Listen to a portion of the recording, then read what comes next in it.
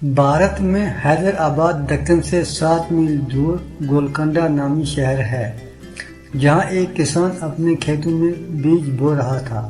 صبح کا وقت تھا۔ علاقے کا نواب وہاں سے سیر کرتا ہوا گزرا۔ کسان کو محنت کرتے ہوئے دیکھ کر نواب نے سوچا کہ کسان سے اس کی خیریت دریافت کرنی چاہیے۔ وہ گھوڑے سے اترا اور کھیت کے کنارے پہنچ کر کسان سے پوچھا، کیوں بھائی، کھیتی باڑی میں تم اتنی محنت کرتے ہو، کتنا کچھ کما لیتے ہو، کچھ فائدہ بھی ہوتا ہے یا نہیں؟ کسان نے سر اٹھایا اور نواب سے کہا، فائدہ کیا جناب، فصل کٹتے ہی اس کے 4 حصے کرتا ہوں۔ نواب نے پوچھا، اچھا تو ان 4 حصوں کو خرچ کیسے کرتے ہو؟ فصل کٹتے ہی اس کے 4 حصے جو کرتا ہوں، کسان نے جواب دیا، ایک حصہ تو حکومت کے ٹیکس میں چلا جاتا ہے، دوسرا حصہ قرض چکانے میں ختم ہو جاتا ہے، تیسرا حصہ ادھار دیتا ہوں اور چوتھا حصہ یوں ہی لٹا دیتا ہوں۔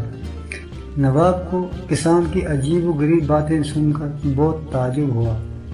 اس نے حیرت سے پوچھا، صاف صاف بتاؤ، تم قرض چکاتے بھی ہو اور دیتے بھی ہو، ایسا کون سا قرض ہے جو ہر فصل پر ادا کرتے ہو پھر بھی ختم نہیں ہوتا؟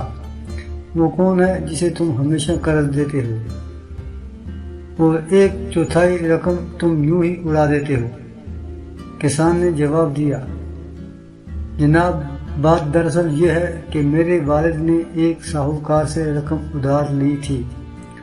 والد کے مرنے کے بعد اس کا سود میں ادا کرتا ہوں اور دوسرا حصہ ٹیکس دینے میں۔ پھر تیسرا حصہ کسے ادھار دیتے ہو؟ نواب نے پوچھا۔ کسان نے جواب دیا، یہ میں اپنے 2 لڑکوں پر خرچ کرتا ہوں تاکہ بڑھاپے میں وہ مجھ پر خرچ کریں۔ نواب نے پھر پوچھا، اور یہ 1 حصہ فضول کیوں اڑا دیتے ہو؟ کسان نے کہا، میری ایک لڑکی بھی ہے، آپ کو پتہ ہے کہ جہیز کے بغیر شادی نہیں ہوتی، اور جہیز ایک فضول رسم ہے، اور وہ چوتھا حصہ میں اس کے جہیز کے لیے رکھتا ہوں۔ میری نظر میں یہ رقم لٹانا ہی ہوا۔ نواب کسان کی مدلل گفتگو سے بہت متاثر ہوا اور ایک بڑی رقم اسے انعام کے طور پر دے کر رخصت ہو گیا۔